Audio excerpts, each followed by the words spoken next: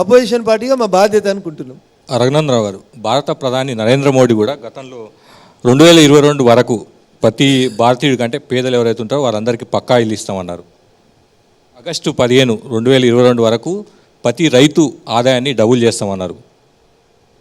2022 చివరి వరకు అంతరిక్షంలోకి ఆస్ట్రోనట్ను భారత్ నుంచి పంపిస్తామన్నారు.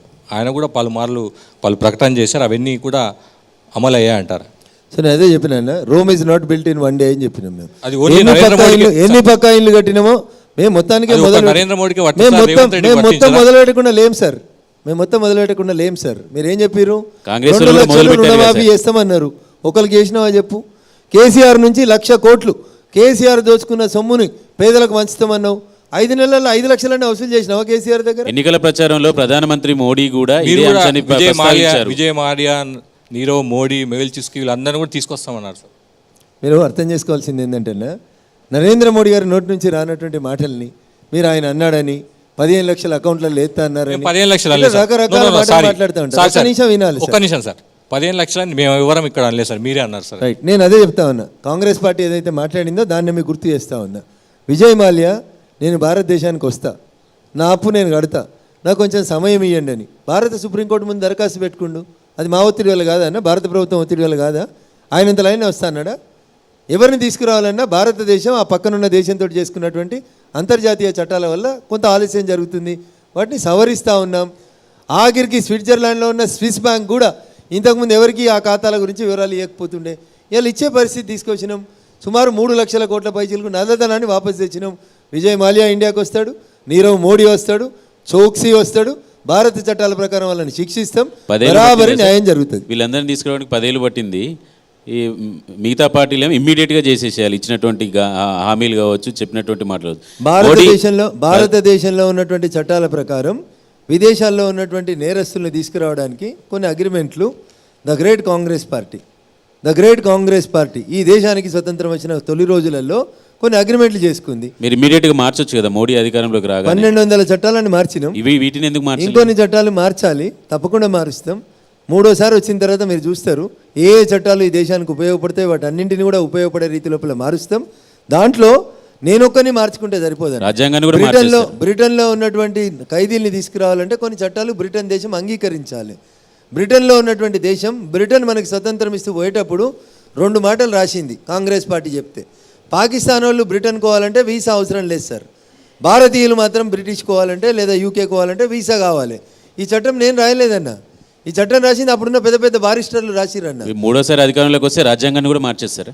సో ఇది కావాలండి. నేను అందుకని ఏం చెప్తా అంటే అన్న, ఆడలేక మధ్యలో ఓడింది అన్నట్టు. ప్రజాబాహల్యంలో నిలబడి మాతో తలబడలేనోళ్ళు, మమ్మల్ని ఎన్నికలలో గెలవలేనోళ్ళు భారత రాజ్యాంగం మార్చామని ప్రచారం చేస్తారు. మార్చాలనే ఆలోచన భారతీయ జనతా పార్టీకి ఉంటే 2 సార్లు మేము అబ్జల్యూట్ మెజార్టీతో గెలిచినాం.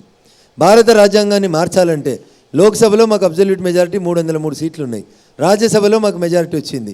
18 రాష్ట్రాల్లో మేము ముఖ్యమంత్రులు ఉన్నాం. 2/3 ముఖ్యమంత్రులు ఉన్నారు. మాకు మార్చేది ఉంటే ఎప్పుడో మారుతుంటుంది. ఇప్పుడు ఎన్నికల ముంగిట ఏది లేదు కాబట్టి ఏమి చేసినా నేను చెప్తలేను.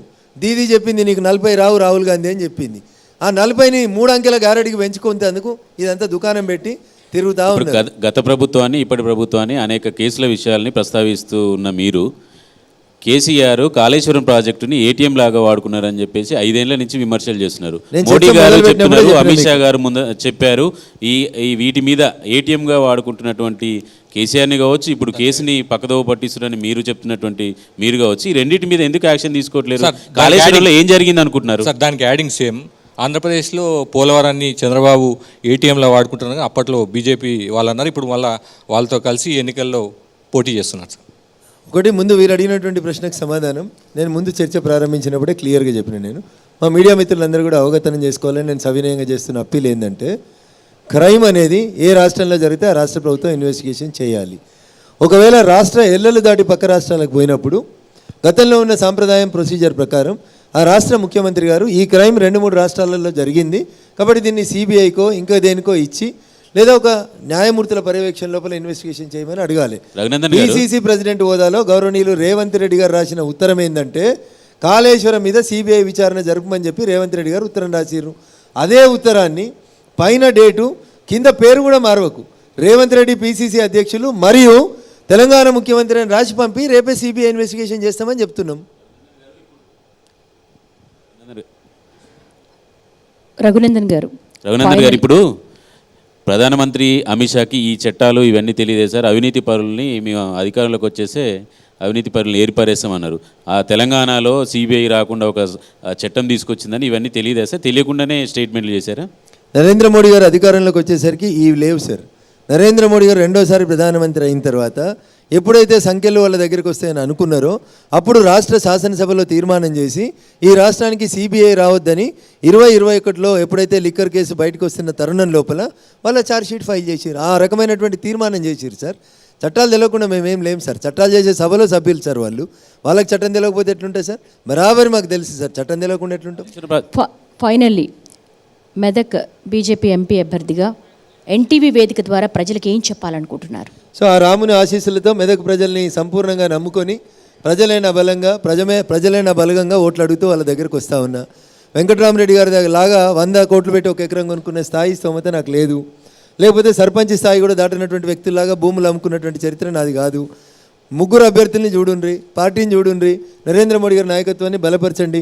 భారతీయ జనతా పార్టీ ఎంపీగా పోటీ చేస్తున్నటువంటి నన్ను ఆశీర్వదిస్తే ఖచ్చితంగా మెదక్ పార్లమెంటుని మిగతా నియోజకవర్గాలకి పోటీగా అభివృద్ధి పథంలో నడిపిస్తానని నేను సవినయంగా నా మెదక్ నియోజకవర్గ ఓటర్ మహాశయులకి సవినయంగా అప్పీల్ చేస్తాను.